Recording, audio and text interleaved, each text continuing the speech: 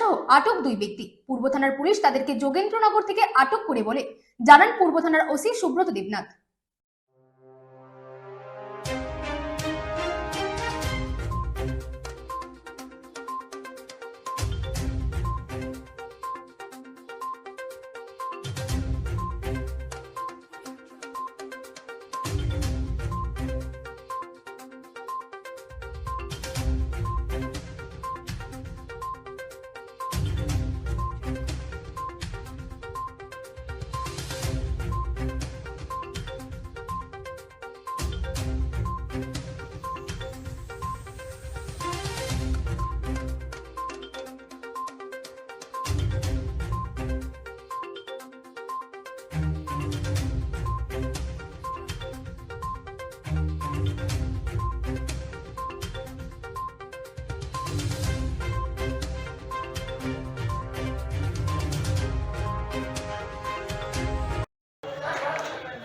গতকালকে বিকাল 3:30 নাগাদে আমার কাছে একটা গোপন সূত্রে খবর আসে যে একটা টমটমে কিছু এনডিপিএস আইটেম নিয়ে যোগেন্দ্রনগর উদ্দেশ্যে রেল স্টেশনের উদ্দেশ্যে যাবে।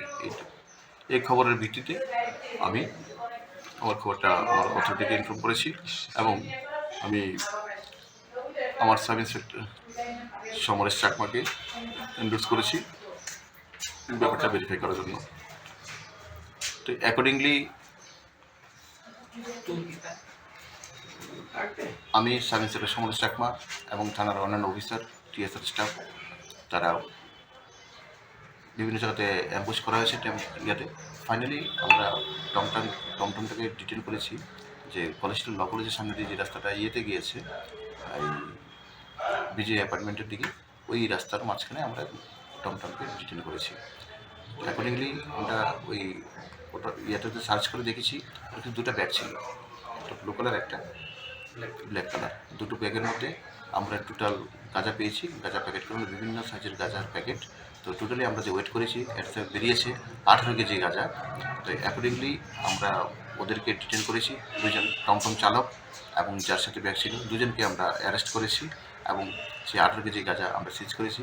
একটা অটোমেটিক স্পেসিফিক কেস রেজিস্ট্রেশন করেছি আমাদের সাব ইন্সপেক্টর শ্যামল দেবনাথ, ওসি পয়সা আউটপোস্ট কেস ইনভেস্টিগেশন করেছে। 2জন একুশকে আজকে আমরা কোর্টে ফরওয়ার্ড করছি। 3 দিনের জন্য আমরা পুলিশ রিমান্ড দিয়েছি, রিকোয়েস্ট করেছি যাতে বাকি তাদের যে চেন আপটা বলটা কোথেকে এনেছে, কাকে দেবে এবং এই চেনের সাথে আরও কারা ইনভলভ আছে স্ট্রংলি ইন্টারোগেশন করা দরকার।